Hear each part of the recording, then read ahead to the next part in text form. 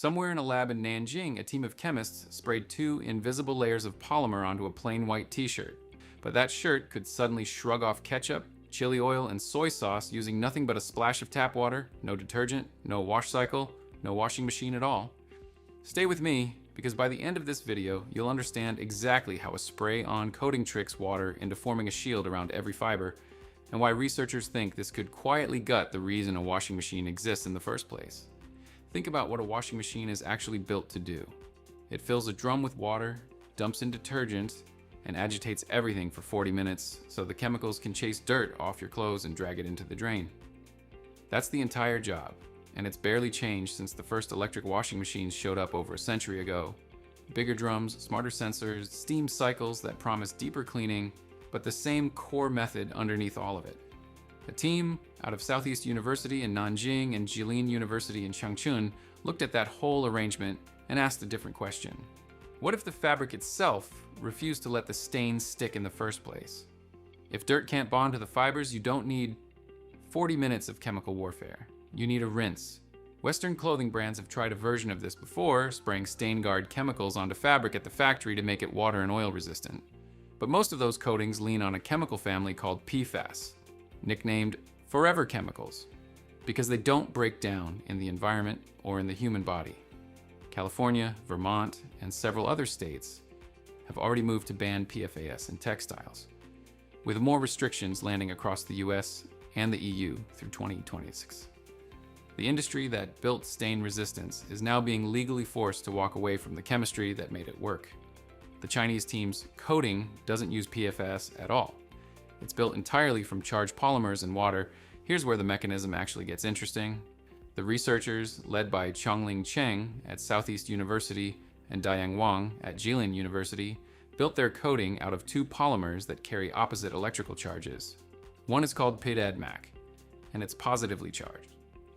The other is vinylsulfonic acid, and it's negatively charged. Spray one layer, then the other, 5 times over, alternating positive and negative straight onto cotton, silk, or polyester. Opposite charges don't just sit next to each other, they lock together into a dense film, clinging to every thread, layer bonding, to layer the way magnets snap into place. That film is packed with sulfonate groups, tiny sulfur-based clusters that are extremely good at one specific trick: grabbing water molecules and holding them in place. Picture a coat of wax on a car, except instead of pushing water off, this coating pulls water in and holds it there permanently.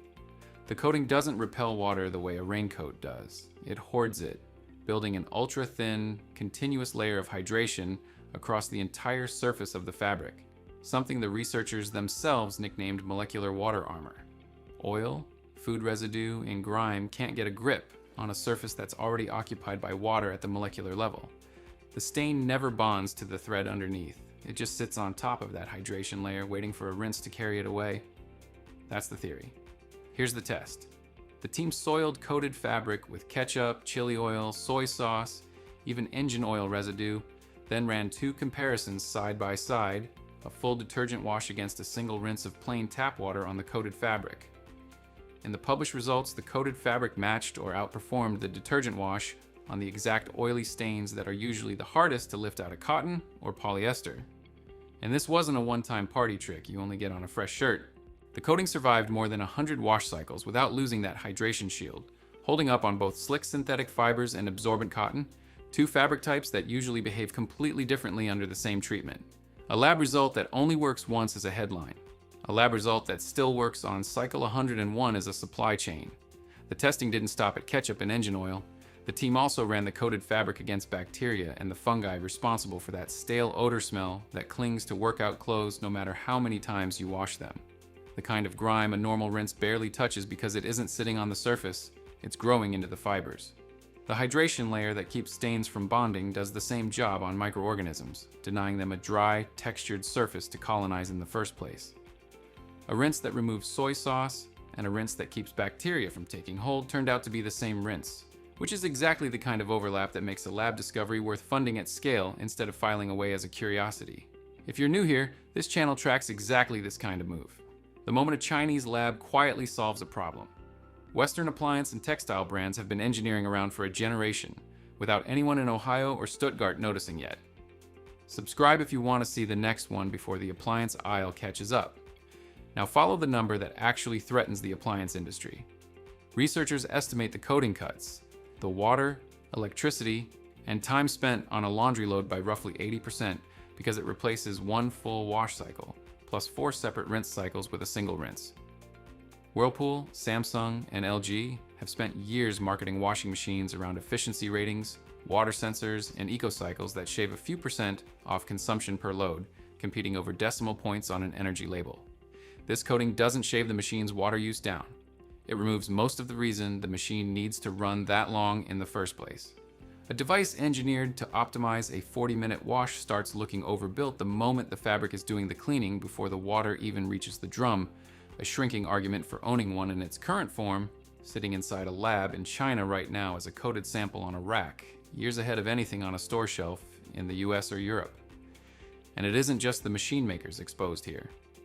Procter & Gamble and Unilever have built entire product lines, entire advertising budgets, around the idea that clean clothes require a bottle of their detergent every single load. A fabric that doesn't need the bottle in the first place doesn't just threaten a washing machine sitting in your laundry room, it threatens the shelf of detergent standing right next to it. There's a second problem buried in this discovery that nobody in the appliance industry particularly wants to talk about. Every synthetic wash cycle sheds microplastic fibers into the wastewater, tiny fragments of polyester and nylon that treatment plants struggle to filter out before that water reaches rivers and oceans, a cost the entire laundry industry has quietly passed downstream for decades. When the research team analyzed the small amount of rinse water their coated fabric produced, they found something they weren't specifically hunting for. The coating itself was trapping stray microplastic particles inside its own layers instead of letting them wash downstream with the rinse water. A stain-proofing technology built to solve a laundry problem ended up plugging a pollution problem the entire washing machine industry has spent decades treating as unsolvable. Chung described the original goal in an interview afterward as a basic question in interfacial chemistry: what kind of surface stops contaminants from sticking tightly enough that water alone can remove them? The pollution fix showed up as a side effect of getting that surface chemistry right. None of this means your washing machine is getting hauled to the curb next year. A coating like this still has to survive commercial manufacturing, real-world laundry loads, and years of consumer testing before a t-shirt coated on a lab bench in Nanjing shows up on one hanging in a closet in Ohio or Manchester. Scaling a spray-on layer from a research sample to a mass-produced clothing line is its own multi-year engineering problem, and the researchers themselves haven't claimed otherwise. But the direction is the part worth sitting with. A washing machine assumes the fight against dirt happens inside the drum, 40 minutes of water and chemistry doing the work after the stain has already won. This research assumes the fight is already over before the fabric ever touches water, and once that assumption breaks, every dial and sensor Western brands have spent decades refining is polishing a problem that's quietly disappearing underneath them. Because if a fiber-level coating can make the wash cycle optional, the next question is, what happens when the same kind of material science comes for the machine sitting right next to it in your kitchen? The one running 24 hours a day on a 100-year-old trick just to keep your food cold? And researchers in Beijing already believe they found a way to replace that one too. No compressor, no refrigerant gas, and almost nothing left that hums.